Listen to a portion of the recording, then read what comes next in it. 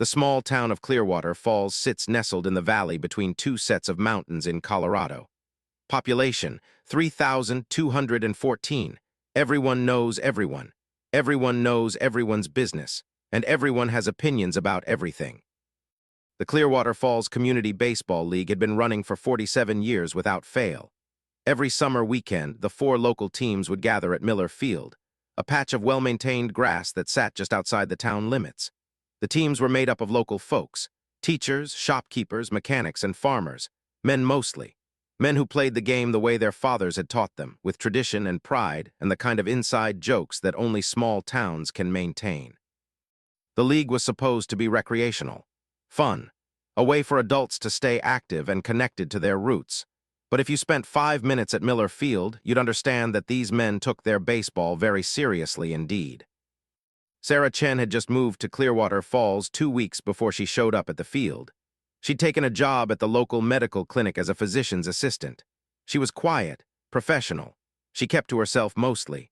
She lived in a small rental cottage on the edge of town where the houses thinned out and the mountains seemed to lean down close. Nobody knew much about her. Nobody really tried to find out.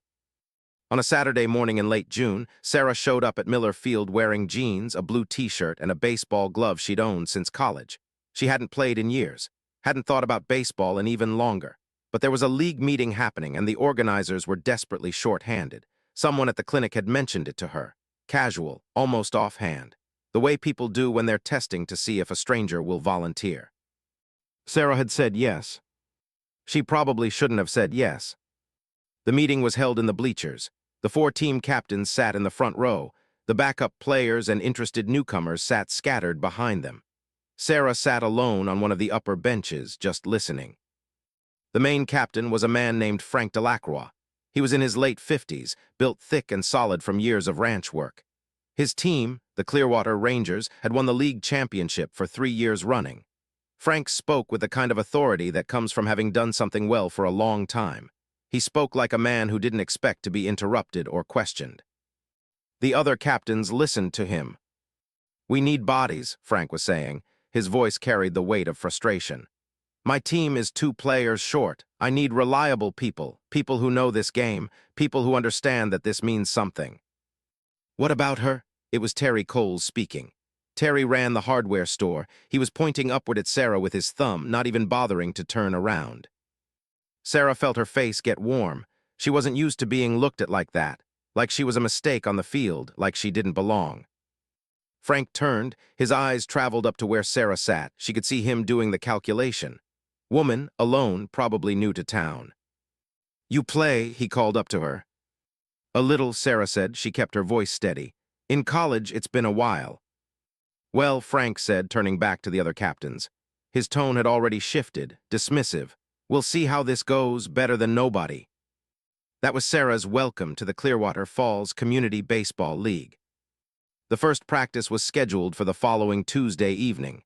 Sarah showed up at 6 o'clock sharp the way she did everything. On time, prepared, ready to work. The Rangers were warming up when she arrived. Frank was on the field, hitting ground balls to the infielders. He glanced up when she came through the gate but didn't stop. "You can take left field," he called. "Just back out of the way if you can't handle anything." Sarah said nothing. She jogged out to left field. She stretched. She bent down and grabbed a handful of dirt, feeling it between her fingers, grounding herself. This wasn't her first time being underestimated. It wouldn't be her last. What happened next was predictable. During batting practice, the Rangers hitters did their best to put balls in Sarah's direction. Frank hit a line drive that was moving fast. Sarah charged forward without hesitation. She moved with a kind of graceful precision that surprised her, muscle memory from 15 years ago when she'd been on scholarship, when she'd been someone who played this game with passion. She caught it clean, one-handed. When she jogged back in, the field had gone quiet for just a moment. Then Frank laughed, a short, sharp sound. "Beginner's luck," he said. "Don't get comfortable out there." Over the next 3 weeks, Sarah played in 5 games. She didn't make any mistakes. She backed up plays. She hit singles and doubles. She ran the bases with intelligence and speed. She was reliable, steady. She never showed off or made a scene. She was also, very slowly, becoming invisible in a different way. The Rangers would talk around her. She'd sit on the bench during rest periods and conversations would flow past her like water around a stone. She wasn't part of their jokes. She wasn't included in the post-game dinners. She was a body in left field, that was all. It should have bothered her. It would have bothered most people. But Sarah had learned a long time ago how to exist in spaces where she didn't belong, how to blend in, how to watch and listen and wait. What she hadn't expected was what would happen in the middle of July. The Rangers were playing their rivals, the Mountain Lions, on a particularly hot Saturday. The score was tied in the 7th inning. Sarah was on second base. A teammate had just hit a clean single to center field.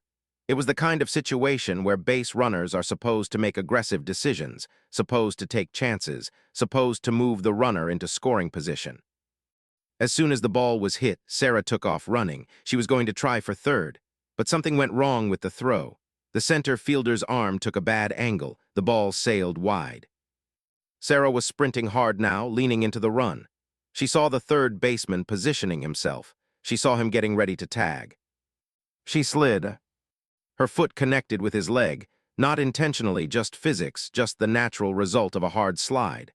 The third baseman fell backward. The ball came down into his glove a split second too late. Sarah was safe.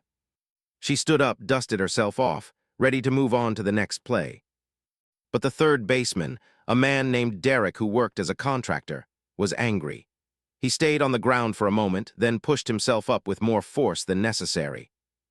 "What the hell was that?" he shouted. His face was red. "Safe at third," Sarah said quietly. That was what the umpire had said. That was the truth of the situation. "That was reckless," Derek said. "That was dangerous." "That was baseball," Sarah replied. What happened next made it clear that Derek, and possibly a few other people, had been waiting for a moment like this. For permission to stop treating Sarah like a teammate and start treating her like something else entirely. The next play, Derek was waiting. When Sarah got back to base, he bumped into her harder than necessary. In the 8th inning, Frank decided to pull her from the game. When she asked why, he just shook his head. "You're playing too aggressive," he said. "It's not ladylike." There it was. Sarah didn't argue. She took off her glove. She sat on the bench. She watched the Rangers finish the game without her. They won by 2 runs. On the ride home that night, driving alone in her Toyota, Sarah made a decision. She would show them what aggressive looked like. Not in violence, not in meanness, but in the quiet, unstoppable way that people show others who underestimated them. She would show them exactly what she was made of. Sarah didn't go back to the baseball field for 2 weeks. She went to work. She saw patients. She lived her life in the careful, controlled way she'd always lived it. She ran 5 miles every morning at 5:30. She did push-ups and planks in her living room. She practiced hand-to-hand combat moves in the privacy of her garage. Nobody in Clearwater Falls knew that about her. Nobody in Clearwater Falls knew a lot of things about Sarah Chen. The town was small enough that people noticed when she wasn't at Miller Field. They noticed even though they'd spent weeks acting like she didn't matter.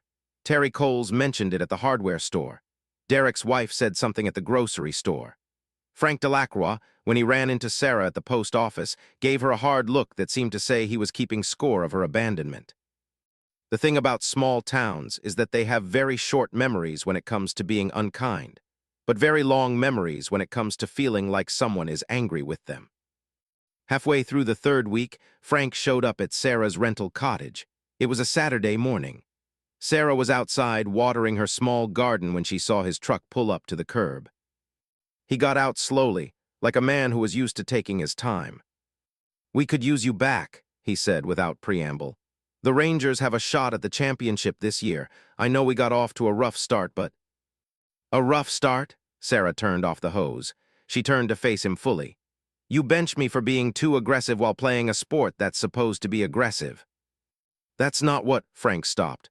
"Look, Derek can be a hothead. Most of the guys didn't mean anything by it." "Didn't mean anything by what?" Sarah asked.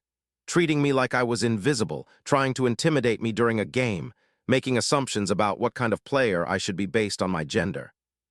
Frank shifted his weight. He was uncomfortable. You could see it in the way his hands moved, looking for something to do.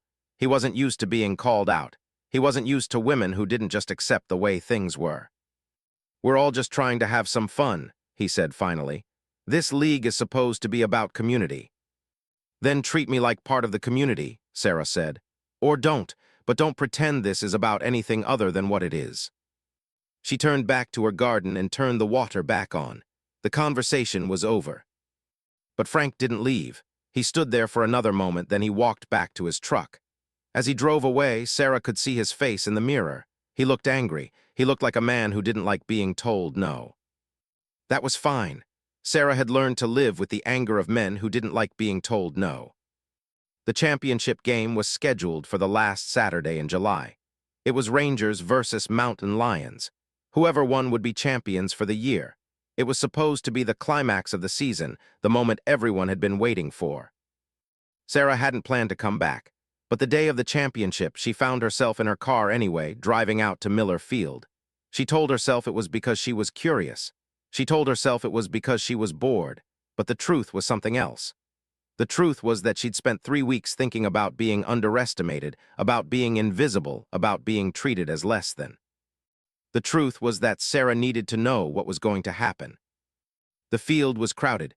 People had come from all over town. There were lawn chairs set up along the baseline. There was a cooler of drinks being passed around. This was a real event for Clearwater Falls. This was what they did for entertainment in the summer. Sarah sat in the upper bleachers, alone, just like always. The Rangers were winning. By the 6th inning, they were up by 3 runs. Frank was smiling from where he sat in the dugout. Derek was making excellent plays in the infield. Everything was going according to plan. In the 7th inning, the Mountain Lions got a runner on third base. They had 2 outs. There was a nervous energy in the stands. Any hit could change the momentum of the game. The batter hit a ground ball straight to Derek. It was a simple play, an easy out, the kind of play that would seal the Rangers' victory. Derek fielded it cleanly. He prepared to throw to first base, but in that moment something happened. Derek looked up into the bleachers. His eyes found Sarah. What happened next would become the thing everyone in Clearwater Falls would talk about for months. Derek didn't throw to first base. Instead, he turned and threw the ball as hard as he could straight into the Mountain Lions' base runner. It was a dangerous throw, high and hard, aimed at the runner's head. The runner went down hard. He didn't get up. For a moment, everyone was frozen. Then chaos erupted. The runner was bleeding. His teammates rushed to him. Parents were standing up in the bleachers. Someone was yelling for someone else to call an ambulance. The umpire threw Derek out of the game. He threw Frank out for what he said was condoning unsportsmanlike conduct, though Frank insisted he had nothing to do with what Derek had done. Within minutes, the Rangers had to forfeit. They didn't have enough players on the bench. The championship went to the Mountain Lions by default. As the ambulance came and took the injured runner away, as people gathered in small clusters to discuss what they'd just seen, Sarah watched Derek from the bleachers. And Derek was looking right back at her. She could see it in his eyes. He thought she'd made him do it. He thought that somehow, by not being on the team, by refusing to be intimidated, by standing up for herself, she'd caused him to snap. She'd made him show who he really was. In a way, she had. The authorities got involved after that. The runner, a man named Marcus, had a concussion and a broken jaw. There were talk of pressing charges. Derek's contractor business started getting canceled orders from people in town who disapproved of what he'd done. But here's what nobody understood. Derek wasn't the problem. Derek was a symptom. The real problem was the culture of the Rangers. The real problem was Frank and Terry and the others who'd spent weeks making it clear that Sarah didn't belong. The real problem was that Derek had learned from their example that the way to deal with someone who challenged your assumptions was to hurt them. Sarah knew this. She'd known it all along. So she went to the hospital where Marcus was recovering. She introduced herself. She told him the truth about what had happened, about the weeks of tension, about Derek's anger. Marcus listened. Marcus understood. And Marcus, being a good man with a good lawyer, decided to press charges anyway. After the incident at Miller Field, everything changed in Clearwater Falls, but not in the way you might expect. Yes, people talked about Derek. Yes, there were consequences for what he'd done. But for a strange few weeks, people seemed to blame Sarah as much as they blamed him. The logic was simple and deeply unfair. If Sarah hadn't challenged the Rangers, if she'd just accepted her place, if she'd been more of a team player, then Derek wouldn't have snapped. Therefore, Sarah was partially responsible. She'd heard these things said at the grocery store. She'd seen people turn away from her at the clinic. She'd listened to the pastor at the church, which she didn't attend, being quoted as saying that sometimes women created environments where men felt threatened, and maybe everyone should be more understanding. It was exhausting, and it made Sarah think about all the times in her life she'd heard variations on this same message. All the times she'd been told that if she just acted differently, dressed differently, spoke differently, made herself smaller, things would be easier. That had worked for a while, but Sarah had learned that there was a limit to how small you could make yourself before you disappeared entirely. On a Wednesday evening, 3 weeks after the incident, Sarah received a call from a woman named Detective Rebecca Martinez. Detective Martinez worked for the state police. She was investigating the assault. "I'd like to talk to you about Derek Coles," she said.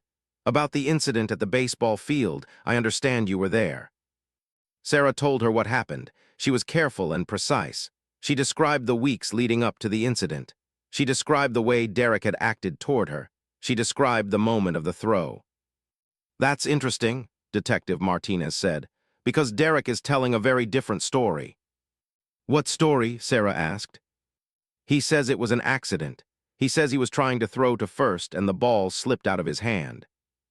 Sarah almost laughed, but she knew better.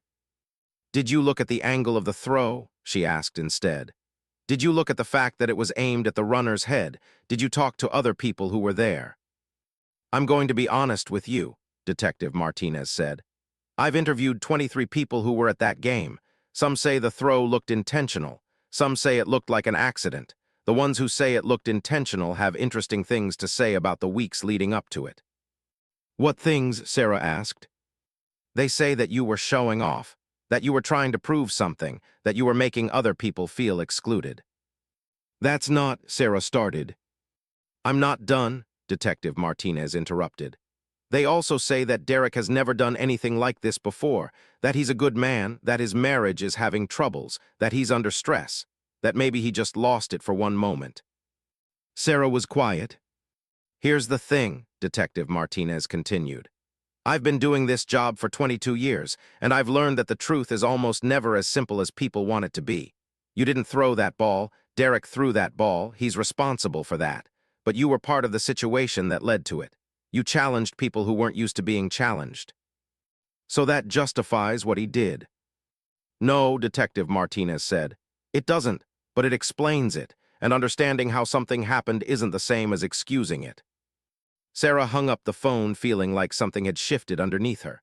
For so long, she'd lived in spaces where this kind of logic didn't apply, where your actions stood on their own merits, where nobody blamed the target for being targeted. But Clearwater Falls operated on different rules. That night, Sarah did something she hadn't done in a very long time. She opened her laptop and she started to write, not diary entries, not personal reflections.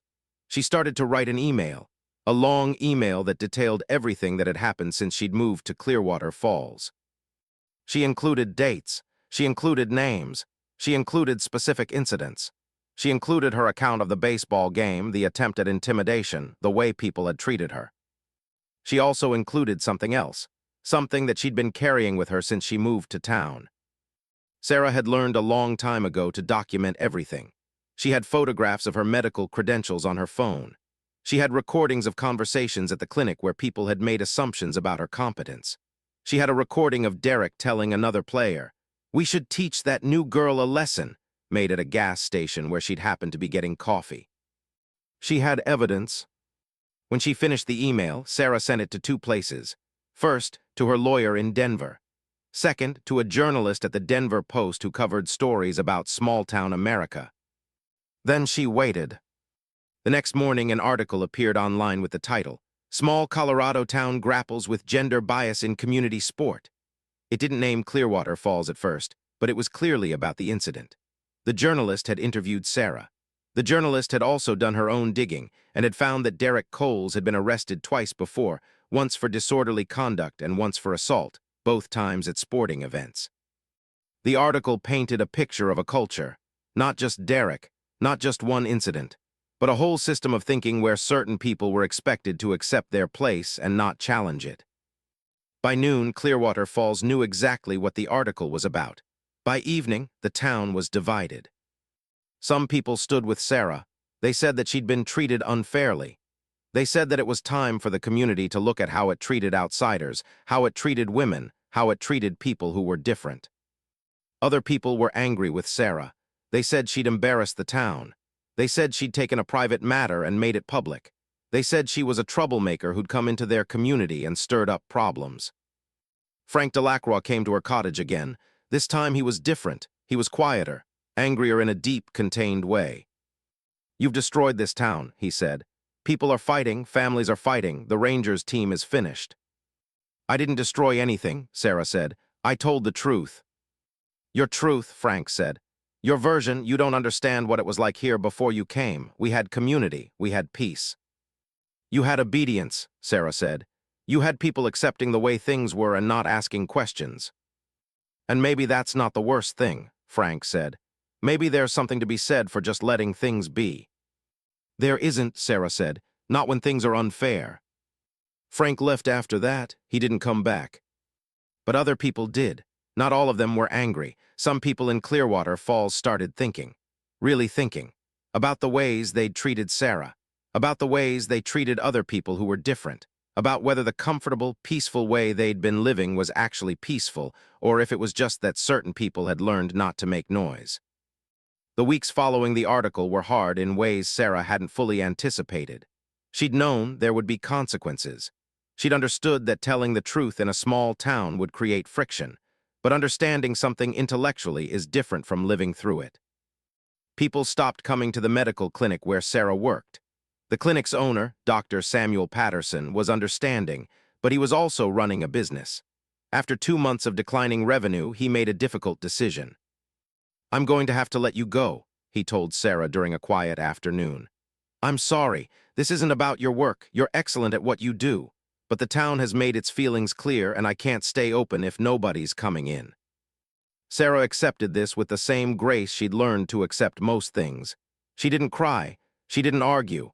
She just nodded and started to pack her things. "What will you do?" Dr. Patterson asked.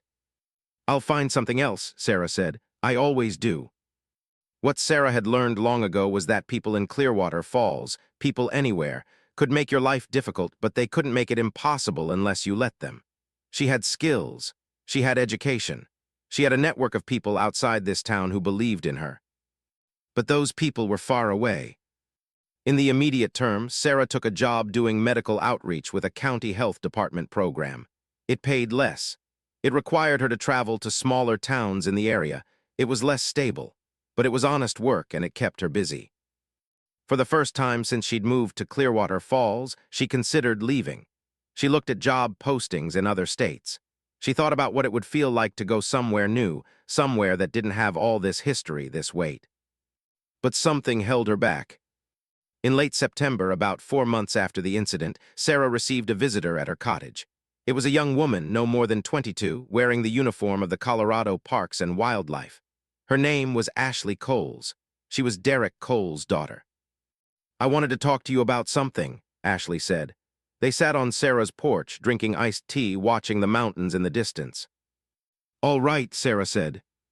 "My dad," Ashley began and then stopped. She looked like she was struggling with how to say what she wanted to say. "My dad is not a good person, I think you know that, but I want you to know that I know that." Sarah waited. "When I was 17, he hurt my boyfriend. Not as bad as what he did to that runner, but he put him in the hospital. My mom stayed quiet about it. The town stayed quiet about it. My brother stayed quiet. I stayed quiet because I was scared." "Ashley." "When I read that article," Ashley interrupted, "when I read about what he did and why he did it, and I read about how you didn't let people silence you, something happened inside me. I couldn't stay quiet anymore, so I went to the police. I told them what happened. I told them other stories about my father, and I joined the Parks and Wildlife because I wanted to do something that meant something. I wanted to help people, and I wanted to be nothing like him." Sarah didn't know what to say. "I just wanted you to know," Ashley said, "that what you did mattered, not just because it was brave, but because it gave me permission to be brave too. And I think there are other people in this town who feel the same way." After Ashley left, Sarah sat on her porch for a long time. She thought about the cost of telling the truth. She thought about how speaking up in one small town rippled outward into the lives of people she'd never even met. She thought about the fact that the most powerful thing she'd done wasn't win a baseball game or prove she could play better than anyone expected. The most powerful thing she'd done was refuse to disappear. In October, the trial for Derek Cole's assault took place. Sarah testified. So did Marcus, the runner he'd hit. So did several other people who'd witnessed the incident. So did Ashley with her own story about her father's history of violence. Derek was found guilty. He was sentenced to 18 months in prison and probation after that. The judge's statement included a passage about how communities sometimes enable violence by accepting certain behaviors as normal, and how it takes courage for someone outside the system to break the cycle. The judge was looking directly at Sarah when he said that. After the trial, things in Clearwater Falls began to shift again, not dramatically, not all at once, but noticeably.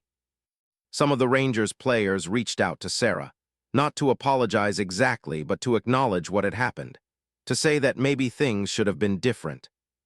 Frank Delacroix never reached out. He stayed angry, but he also stopped speaking against Sarah. It was as close to peace as they were going to get. Sarah was offered her job back at the medical clinic. Dr. Patterson said that most of the patients had returned, that people had time to think about their choices, that he was sorry for having to let her go. "What made you change your mind?" Sarah asked him. "I listened to the trial recording," he said, "and I thought about what I would want if someone had hurt my family the way Derek Coles hurt people. I thought about whether I would want the person who did it to just disappear into the town and become normal again. And I knew I wouldn't want that." Sarah accepted the position. But something had shifted inside her too. She loved her work as a medical professional. She valued helping people. But she was beginning to realize that there was another kind of work she was being called to do. In November, Sarah received an email. It was from Detective Rebecca Martinez, the state police detective who'd interviewed her after the assault. "I'm working on establishing a program," Detective Martinez wrote, "to help communities identify patterns of violence before they escalate into criminal incidents. It would involve working with local law enforcement, with community organizations, with schools and healthcare providers. It would involve teaching people to recognize when someone is being isolated or targeted. I think you'd be good at this work. Would you be interested in talking about it?"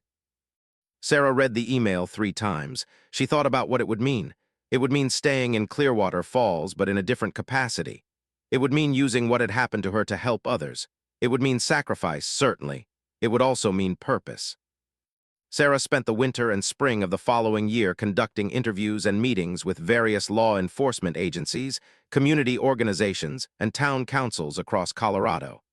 She was working part-time at the clinic and part-time on this new initiative. It was exhausting work, but it felt important. What nobody knew, what almost nobody knew, was that Sarah had spent the previous 20 years of her life before moving to Clearwater Falls doing something very different than what people assumed. Sarah Chen had been a Navy SEAL combat assault medic. She'd served 2 tours in Afghanistan. She'd seen combat. She'd made life and death decisions. She'd developed skills that extended far beyond any baseball field or medical clinic. She'd learned to anticipate danger, to assess threats, to understand the psychology of violence and intimidation. She'd left the Navy because she'd wanted something different. Peace, quiet, a life where she wasn't constantly preparing for the worst thing. But when she'd arrived in Clearwater Falls, she'd realized that danger wasn't something you escaped. It was something you learned to recognize, to understand, and sometimes to stop before it hurt someone. She'd used her training in the most important way possible, not through violence, but through clarity. By seeing what was happening, the targeting of an outsider, the escalation of aggression, the way a community could enable harm, and refusing to be silent about it. In May, nearly a year after the incident at Miller Field, a town meeting was called in Clearwater Falls. It was held at the community center. Detective Martinez was there. Dr. Patterson was there. Frank Delacroix was there. Ashley Coles was there. Marcus, the runner who'd been assaulted, was there. Sarah stood at the front of the room.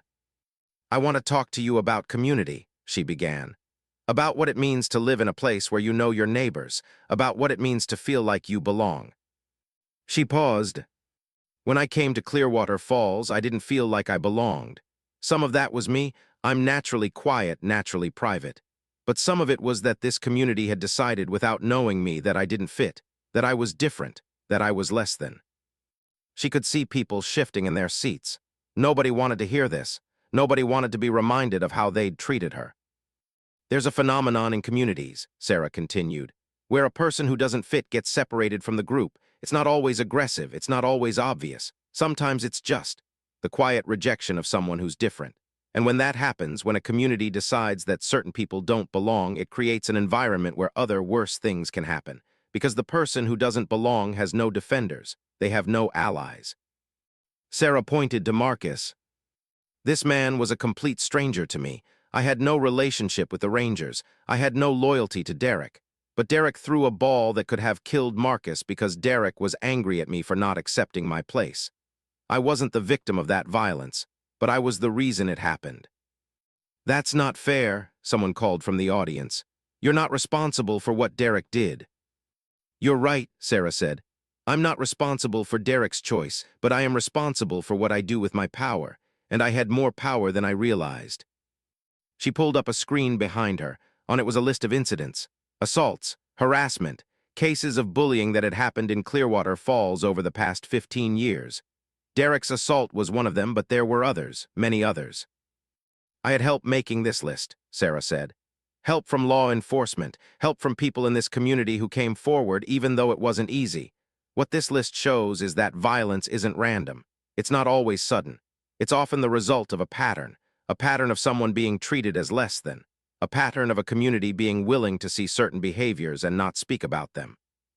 She paused and looked directly at Frank. And I want to say something specific, she said, to the people who lead this community, who set the tone, to the people who decide whether certain behavior is acceptable or not. Frank was looking away. You have power, Sarah said. The power to include people or exclude them. The power to make clear that certain kinds of aggression are not acceptable. The power to create an environment where violence is less likely to happen. And if you use that power well, you don't have to wait for someone to get hurt. You don't have to wait for someone to speak up. You can prevent harm in the first place. When Sarah was done speaking, there was silence in the community center. Real silence. The kind of silence that happens when people understand something they didn't want to understand. 3 weeks later, the Rangers disbanded. Not immediately, not because anyone ordered it, but because the team members decided that they didn't want to be part of what the Rangers represented anymore. Some of them, including Frank, joined the Mountain Lions instead. They started fresh. A new baseball league was formed, one with explicit rules about inclusive behavior, about respect, about consequences for harassment. Ashley Coles was part of the committee that created these rules. Sarah continued her work with Detective Martinez. Over the course of the next year, they implemented the Community Violence Prevention Program in 6 small towns. They trained people to recognize warning signs. They created reporting systems that protected people who came forward. They changed cultures, slowly but measurably. And in Clearwater Falls, something shifted. The town wasn't suddenly perfect. People still made mistakes. There was still tension and conflict and disagreement. But there was something new, a willingness to look at those conflicts directly, to understand them, to prevent them from turning into violence. A year and a half after the incident, Sarah received an unexpected visitor. Terry Coles, the hardware store owner who'd been one of the people who'd made her feel unwelcome. I came to apologize, he said. They stood in Sarah's cottage and Terry's hands were shaking slightly. I've been thinking about how I treated you, how we all treated you, and I want you to know that I was wrong. Sarah listened. There was no excuse for it, Terry said. We just decided you were different and then we excluded you. And we told ourselves that's what small towns do. We told ourselves it was normal. But it wasn't normal. It was cruel. Sarah didn't say anything right away. Then she said, "Thank you for telling me that. Thank you for thinking about it and coming here." "Is there anything I can do to make it right?" Terry asked. Sarah smiled. "There is," she said. "Next time you see someone who doesn't fit, who's being treated like they don't belong, speak up. Make it clear that that behavior isn't acceptable. Create the kind of community you would want to live in." After Terry left, Sarah stood at her window and looked out at the mountains. She thought about how she'd come to this town expecting to disappear. She thought about how instead, she'd learned to be visible in the way that mattered most. Nobody in Clearwater Falls knew about her military background. Nobody talked about the fact that she was a SEAL combat medic. She hadn't told them because it wasn't relevant. Her power in that community came not from physical strength or combat skills. It came from something deeper. It came from being willing to stand alone, to speak truth, and to refuse to disappear. On a Saturday in June, almost exactly 2 years after she'd first come to Miller Field, Sarah walked back onto the baseball field. The new league was playing. They'd invited her to participate. She'd accepted. As she walked through the gate, people greeted her. Frank nodded from the Rangers' dugout. Ashley gave her a wave. Marcus was there, watching from the stands, his jaw fully healed, a smile on his face. Sarah picked up her glove and jogged out to left field. It was the same position as before, but everything was different. The way people looked at her was different. The way they spoke to her was different. When she made a catch in the third inning, the whole field erupted in cheers. Not the kind of cheers that say, "She got lucky," but the kind that say, "She belongs here." In the fifth inning, Sarah came up to bat. She stepped into the box. She felt the weight of the bat in her hands. She felt the familiar stance, the position her body remembered from long ago. The pitch came in and she swung. The ball connected with a perfect, clean sound. It sailed out into center field over the head of the outfielder and hit the fence on one bounce. Sarah ran the bases. She ran with her head up. She ran like a woman who had nothing to prove but everything to be proud of. She ran like a woman who had stood alone and refused to fall. As she crossed home plate, the crowd was on its feet, and Sarah understood in that moment that strength wasn't about being big or loud or aggressive. Strength was about being willing to be seen. It was about refusing to disappear. It was about speaking truth, even when it cost you something. It was about showing other people what was possible when someone refused to accept being treated as less than. She'd been trained to fight, but the battle that mattered most hadn't happened on any battlefield. It had happened in a small town in Colorado at a baseball field where a quiet woman had decided that she wasn't going to disappear, no matter how hard people pushed her into the shadows.